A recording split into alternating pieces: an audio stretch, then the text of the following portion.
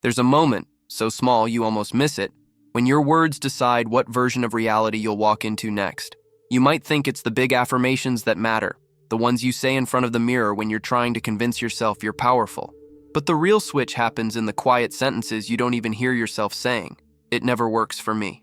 I always mess it up. This is just how things are. Those lines are not just thoughts, they're quantum commands. Because the field isn't listening to your intention, it's listening to your declaration. Every word you say carries a vibration, a signature that tells reality what to organize around. When you say something with emotional truth behind it, the universe doesn't stop to question whether it's what you want. It simply tunes to your broadcast and mirrors it back. Think of it like sound turning into structure. If you've ever seen sand vibrate on a metal plate under different frequencies, you'll notice how each tone creates a precise geometric pattern. Change the note, and the pattern instantly shifts. Your words are those notes. Your emotional energy is the vibration that turns invisible sound into visible form. Here's the tricky part. Most people keep speaking the frequency of the life they don't want, trying to fix it with forceful positivity layered on top. But the universe isn't fooled by tone. It's reading resonance. It's responding to the words that feel true in your body, not the ones you wish you believed. So when you speak from lack, even softly, you're not describing your world, you're designing it. And when you shift your language from reaction to creation, reality starts rearranging before your eyes. But what exactly makes certain words powerful enough to alter the quantum field? What mechanism turns a phrase into form? Let's peel this open. Words are sound waves, yes, but in the quantum sense, they are also information packets that carry your state of being. Imagine your consciousness as a tuning fork, vibrating in an infinite field of potential. Every thought and word you emit sends ripples into that field, inviting matching frequencies to take form. But here's the deeper mechanism.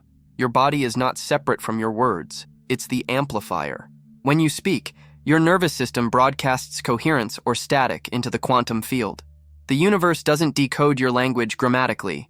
It decodes your state beneath the words. You could say, "I'm abundant" 1,000 times, but if your body feels the vibration of fear or disbelief, the field receives a completely different signal. So think of reality like a grand mirror. Not a visual one, but a vibrational mirror that reflects your inner resonance back as outer circumstance. When you say something that feels real to you, even if it's painful, the mirror sharpens that reflection with precision. When you speak something aligned with your future identity and your body relaxes into it, that new pattern begins to etch itself into form. Science gives us a glimpse of this through the observer effect. At the subatomic level, particles behave differently when observed, because the act of observation injects intention into probability. Now imagine that your words are observations given shape. Each phrase you repeat confirms a version of reality, collapsing infinite possibilities into one specific outcome. That's why language can either liberate or loop you. If you keep narrating from your past, people always leave, I never catch a break, money slips through my fingers, you're stabilizing that version of the world in the field. But if you shift to language that describes what you're becoming, something extraordinary happens. Your cells, emotions, and electromagnetic field start synchronizing with that description. You literally begin vibrating in harmony with the world you're speaking into being. Here's the subtle difference. Affirmations try to convince, declarations embody. Declarations are not begging the universe. They announce what already exists in potential. This reality is mine. I'm already living that version. These words aren't wishful. They're informational, coded with the frequency of ownership. And once ownership is declared, the mirror moves. The field starts rearranging probabilities to match your new broadcast. But this is where most people stumble, because they believe changing words alone is enough. The myth hides deeper. What if the real power isn't in the sentence you say, but who is saying it? Here's the myth, that saying the right words makes the universe obey. That if you find the perfect affirmation, reality will just line up like an obedient servant. But manifestation doesn't respond to vocabulary, it responds to identity. Words are not spells, they're signals. They only reshape reality when they come from the version of you who already lives in that truth. Let's make it real. You're staring at your phone, waiting for a text. You've done the detachment thing. You've told yourself, I'm whole whether they text or not. But underneath that calm, your stomach's tight, your chest is buzzing, your mind keeps looping through why they haven't replied. That's the broadcast. Not the sentence you say, but the state you're in when you say it. The field hears your vibration of lack louder than your words of confidence. Now imagine a different moment. Same situation. You breathe. You feel the ache, but you don't fight it. You drop your awareness into your body, feel your feet, your heart. You speak gently, "I'm safe in this space." No pretending, no forcing. That phrase, said from embodiment, carries a completely different frequency. It doesn't chase, it radiates. The field mirrors that calm by reorganizing circumstances, maybe through the text arriving, maybe through you realizing you no longer need it. Either way, your external world shifts because your internal vibration did. That's the subtle truth. The universe is not a vending machine reacting to words. It's a living feedback system syncing to your coherence. The deeper your nervous system believes what you say, the faster reality aligns. The less you perform your words and the more you become them, the stronger their resonance. So the question isn't, what should I say? It's who's saying it.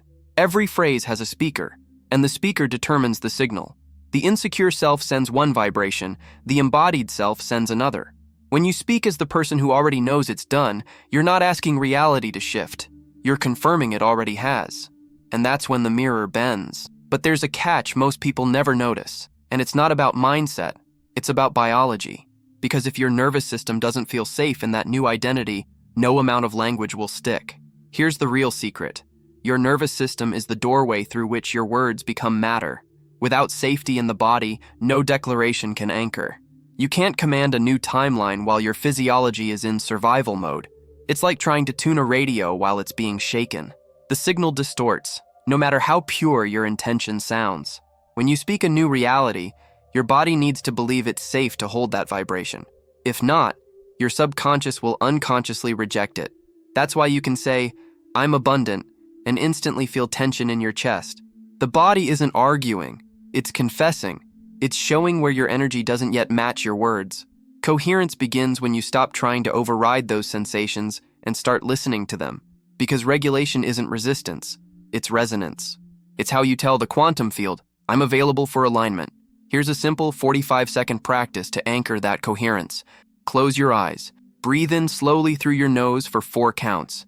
As you exhale, feel your shoulders soften. Let your awareness drop into your chest. Imagine your heart as a small sphere of light pulsing softly. With each breath, imagine it expanding, warm, steady, rhythmic. Now, silently repeat a phrase that feels true but gentle, like, "I'm safe to receive," or "I belong here." Feel how your heartbeat and breath begin to sync. That's coherence. The body and field communicating in harmony. When your heart rhythm steadies, your electromagnetic field extends further. That's not poetry, it's physics. The heart's magnetic field can be measured several feet beyond the body, influencing the space around you. When it's coherent, it organizes reality like a tuning fork, making nearby strings vibrate in pitch.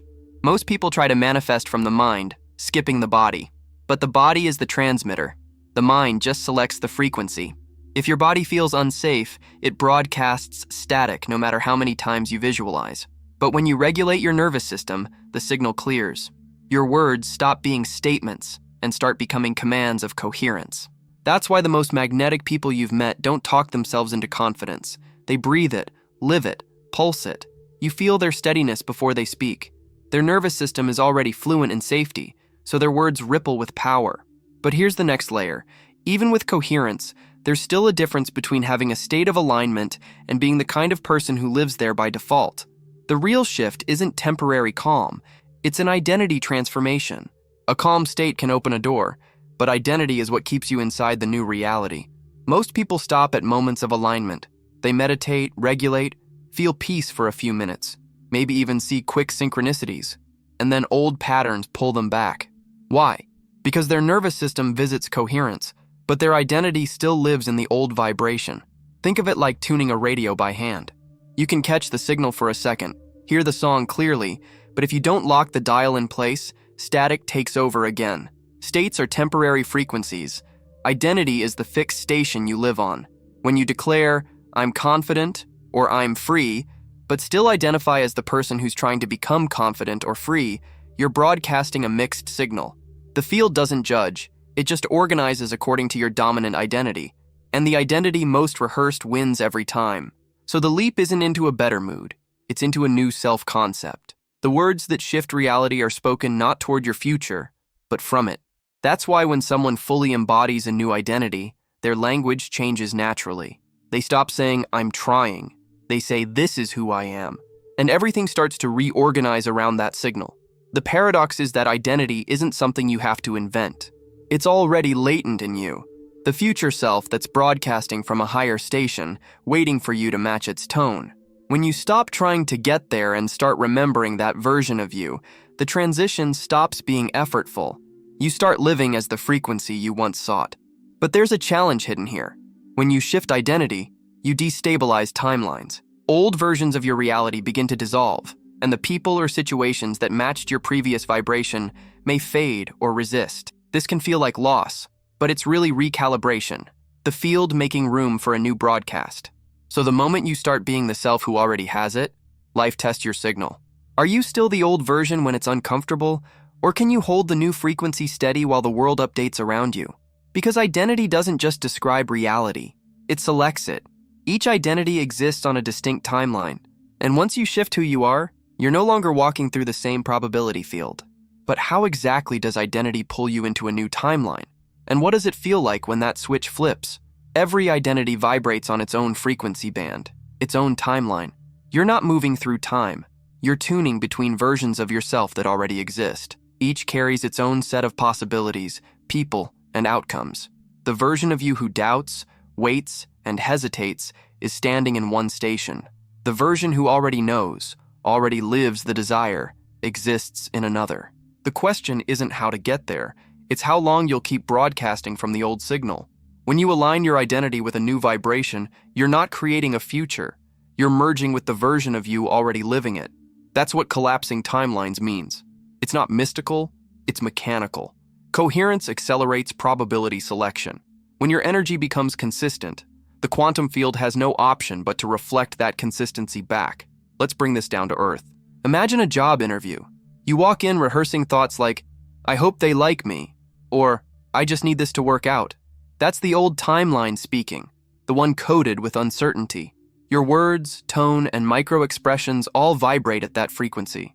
You might say the right things, but the field around you is dense with self-doubt. Now shift scenes. You take one deep breath before walking in. You drop your awareness into your body and remember who you really are. You think, "I already belong in rooms like this." Your identity clicks. The tone of your voice changes. You no longer perform confidence, you transmit it. The interviewer feels it instantly. You didn't convince them, you tuned them. That's the essence of timeline travel. Reality reorganizes around the self you decide to be. Not gradually, quantumly. The instant your frequency stabilizes, you stop attracting situations that match your old broadcast. You begin meeting people and opportunities that were always nearby, just invisible at your previous signal. This is why identity work is not fake it till you make it. It's feel it till it's real. You don't force the new timeline. You inhabit it. You act, speak, and breathe as if your future self has taken the mic. Because in the quantum sense, they already have. And the more you rehearse that signal, the more natural it becomes. Until one day you wake up and realize you're not trying to hold the frequency anymore. You are the frequency. But embodiment isn't accidental. It's trained. It's rehearsed through repetition, emotion, and motion. So how do you practice becoming that self every single day until it's your baseline? Becoming the new frequency isn't an intellectual game. It's somatic rehearsal. Every cell in your body needs to experience the signal of that future identity until it stops feeling foreign. Think of your body as a musical instrument. It learns through vibration, not logic. You don't tell a violin how to sound. You tune it until harmony appears. So here's how you start tuning your inner instrument. 1. Bridge statements. These are gentle transitions between who you've been and who you're becoming. Instead of jumping from "I'm lost" to "I'm powerful," bridge it. "I'm learning what power feels like in my body." That sentence doesn't trigger disbelief. It invites evolution. The bridge keeps your nervous system safe while teaching it to vibrate closer to the new identity. Each time you say it with awareness, you reinforce that timeline as normal. 2. Somatic anchors. Choose one simple gesture that locks in your future frequency. Maybe pressing your hand to your chest or exhaling through your mouth while imagining light radiating from your core. Use this anchor every time you catch yourself slipping into the old identity. Over time, your body associates that gesture with stability and truth. The field picks up on that coherence immediately. 3. Frequency rehearsal. Spend 2 minutes daily speaking as the version of you who already has what you desire. Don't just say the words, inhabit them. How would that self move? How would they breathe? What tone would they use? Let your voice match that vibration until your cells memorize it. The key isn't performance, it's familiarity. 4. Quantum journaling. Instead of writing goals, write from your new timeline. Today felt incredible after signing that deal. I can feel how calm my mornings are now. The brain doesn't distinguish between imagination and memory. It only responds to repetition and emotion. The more vividly you write from that identity, the faster the field entrains to it. These tools aren't rituals, they're recalibrations. Each one teaches your biology that the future isn't coming later. It's accessible now. Try it. Pick one phrase that feels true and alive. Breathe it into your chest and feel it echo outward. That's you, broadcasting into the field with precision. And if you've noticed that the moment you stopped gripping, when you finally let the energy move freely, things began aligning almost instantly. Tell me your story in the comments. It might unlock someone else's leap. Because even with these tools, most people hit walls. Urgency, over-control, split signals that scramble the broadcast. The question becomes, how do you stay in frequency when life tries to pull you back? That's where transmutation begins. Every transformation meets resistance. Not because you're failing, but because your system is recalibrating. The moment your energy begins to stabilize into a new frequency, the old identity panics. It clings. It tries to keep you safe in familiar discomfort. That resistance shows up as 3 major traps: urgency, split signals, and over-control. Urgency is the vibration of "I need this now." It might sound like motivation, but energetically it's lack wearing a mask. When you chase your desire, you signal to the field that it's separate from you. That creates more distance. The cure is paradoxical: slow down to accelerate. When you drop urgency, your signal strengthens. Instead of "when will it come?" you shift to "it's already unfolding." Feel how the body exhales when you say that. That relaxation is coherence returning. Split signals happen when your words and your energy disagree. You say, "I trust," but your shoulders are tense. You affirm abundance while checking your bank account 5 times a day. That inner contradiction confuses the field. It doesn't know which signal to mirror. To fix it, pause when you feel the split and choose alignment over performance. Whisper something like, "It's safe for me to hold both uncertainty and faith." This brings both sides of you, mind and body, into one frequency again. Over-control is the hardest to spot because it hides under discipline and focus. You visualize perfectly, script meticulously, analyze signs endlessly, and yet nothing moves. Why? Because control is still fear trying to manage outcomes. The universe reads it as mistrust. Real manifestation is orchestration through surrender. It's knowing that your job is to broadcast clearly, not to micromanage how the field responds. Try this reframe. Your words are not steering wheels, they're tuning knobs. Once you set the frequency, you let go and allow coherence to attract the matching pattern. If you keep twisting the knob, the song never stabilizes. When urgency drops, signals align, and control softens, you become a clear transmitter again. That's when the improbable starts feeling normal. Synchronicities, timing, opportunities appearing without strain. Still, the real mastery isn't in isolated moments of alignment. It's in weaving coherence through your ordinary days. That's where quantum embodiment matures. Because the field doesn't just listen when you meditate. It listens when you walk, eat, text, and breathe. And the question becomes, how do you live as coherence while doing everyday things that used to pull you out of alignment? The moment you stop treating manifestation as a ritual and start treating it as a way of being, everything shifts. The real magic isn't in the 5 minutes you spend visualizing. It's in the 1,000 small moments when you choose coherence while living your life. Because the field doesn't pause when you're cooking, working, or scrolling. It's always mirroring your current broadcast. Start with the ordinary. When you walk, notice your rhythm. Are you rushing, tense, trying to get somewhere? Or can you walk as if life's already in sync with you? That pace is a frequency. Move like the version of you who already arrived. Feel your steps as signals, each one saying, "I'm already where I'm meant to be." When you eat, instead of multitasking or worrying, bring presence, savor the taste, feel gratitude ripple through your body. That's not spiritual fluff, it's embodiment practice. Gratitude doesn't just change mood, it changes your electromagnetic signature. Every bite becomes a declaration of abundance. When you talk to someone, listen with full attention. The new self doesn't need to prove, defend, or persuade. They transmit safety through presence. That energetic steadiness transforms conversations faster than words ever could. And yes, even when you scroll on your phone, notice how comparison or irritation tries to pull your frequency down. In that exact moment, pause. Breathe into your heart.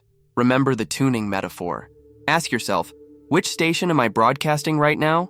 Then shift, subtly, without judgment, into the vibration of the self who's already living the reality you desire. The field will adjust to match your new tone. Integration is about repetition and motion. The goal isn't to hold a perfect state, but to return faster each time you drift. Each return builds a neural and energetic groove. Your default station starts changing. Eventually, coherence stops being something you do. It becomes who you are. That's when synchronicities follow you through traffic lights, grocery lines, even text messages that seem to arrive on cue. You stop chasing alignment because your very presence generates it. But the moment this becomes your baseline, a new invitation appears, one that expands beyond manifestation, beyond self-creation. Because once you realize you can shape reality, another question rises quietly from within. Who or what is really doing the shaping? When coherence becomes your baseline, reality starts echoing back in larger ways. Relationships, creativity, health, even purpose begin to reorganize around your signal. You're no longer manifesting isolated events. You're broadcasting a field that magnetizes harmony across every domain. Life stops being something you control and becomes something you collaborate with. Let's ground this through a new scenario. Imagine you're an artist facing a creative block. You sit in front of a blank canvas, waiting for inspiration, but your mind is full of pressure. What if this isn't good enough? What if I've lost it? Every doubt hums at a low frequency, and that noise is what the field mirrors, static instead of flow. Now you close your eyes, you breathe. You remember the tuning fork metaphor. You're not chasing the song, you are the instrument. You whisper, "It's safe for me to express." That phrase drops you into coherence. Your hands relax. You start painting, not to produce something, but to listen to what wants to move through you. Suddenly the brush flows. The colors harmonize without effort. You didn't summon creativity, you matched it. That same principle extends everywhere. In relationships, when you stop needing others to validate your worth, people start meeting you at the vibration of mutual respect. In health, when you shift from fighting your body to listening to it, the cells respond with restoration. In purpose, when you release the need to find meaning and start embodying it through presence, opportunities align like constellations forming from scattered stars. Everything begins to orbit the signal of who you are being. That's the quiet revolution, realizing you're not manipulating reality, you're co-creating with it through resonance. You send a vibration of clarity. The field responds with synchronicity. You send gratitude. It mirrors abundance. You send fear. It amplifies lessons. Every domain becomes a conversation between your frequency and the intelligence that organizes all things. This is where manifestation dissolves into mastery, not the mastery of outcomes, but of vibration. You realize there's no separation between your internal state and external life. The radio, the song, the listener, they're all one system. But once you grasp that unity, another paradox emerges. If everything you experience is you reflected, what happens when you stop trying to shape anything at all? When you surrender so completely that even manifestation disappears? Here's the paradox. The moment you stop trying to manifest, the field starts moving faster. Because surrender isn't giving up control, it's returning to coherence with something infinitely wiser than control could ever be. At the deepest level, you're not the broadcaster or the receiver. You're the field itself, experiencing what it's like to tune through its own frequencies. The more you evolve, the more obvious it becomes that there's no you and the universe. There's only consciousness observing itself through form. Your declarations, your desires, your timelines, they're not separate acts. They're the infinite intelligence of creation exploring new notes through the instrument called you. This is where the idea of the observer effect takes on a divine twist. It's not just your observation collapsing probabilities. It's the universe observing through your eyes, using your awareness as its lens. When you speak from that space, your words stop being personal affirmations. They become universal currents moving through your voice. That's why true surrender feels powerful, not passive. It's the moment the current takes over, and you finally flow with it instead of against it. You can feel this difference in your body. Control feels tight, like you're holding your breath between outcomes. Surrender feels open, like exhaling into infinity. The heart expands, the mind quiets. The signal becomes pure. In that silence, life starts orchestrating synchronicities you could never plan. The text arrives. The opportunity appears. The right words spill from your mouth without thought. It's not coincidence. It's coherence between the human and the infinite. And maybe that's the final purpose of all this manifestation work, to remember that you were never separate from the creative field you've been trying to influence. You've been the mirror and the reflection, the sound and the vibration. When you reach this space, language itself becomes sacred again. You speak fewer words, but each one lands with precision, alive, aligned, unstoppable. You no longer talk about reality shifting. Your voice becomes the shift. Still, there's one more step, the closing arc of embodiment.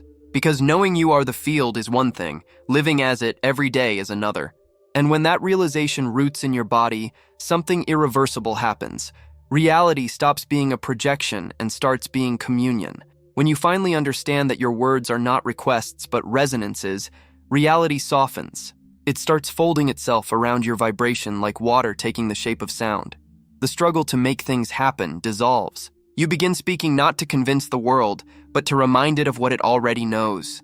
That everything you are declaring has always existed in potential, waiting for you to tune to it. Think of the field now as a vast symphony. Every thought, every breath, every phrase is a note. Most people play off key without realizing it, clashing against the melody of their own becoming. But once you stabilize in coherence, heart, mind, body aligned, you become the conductor. The universe doesn't resist you. It listens. It mirrors your rhythm with precision. And that's where creation becomes art. You wake up and speak softly to the mirror, not to change what you see, but to activate it. You move through your day as if every word were a brushstroke shaping light. This reality is mine. You don't whisper it with desperation. You state it as a remembering. Because now it's not about belief. It's about recognition. Your life begins to sound different. Conversations flow. Timing feels divine. The air around you hums with a quiet certainty that things are aligning, even when nothing looks done. That's coherence echoing through the fabric of the real. And maybe, if you listen closely, you'll notice. You're not waiting for miracles anymore. You've become one. Have you ever caught that moment when you finally stopped forcing, and what you wanted simply appeared as if it had been listening the whole time? Tell me in the comments. Your story might tune someone else's leap into their own frequency, because now you know, when your words are born from coherence, the field can't help but obey. Not with force, with frequency.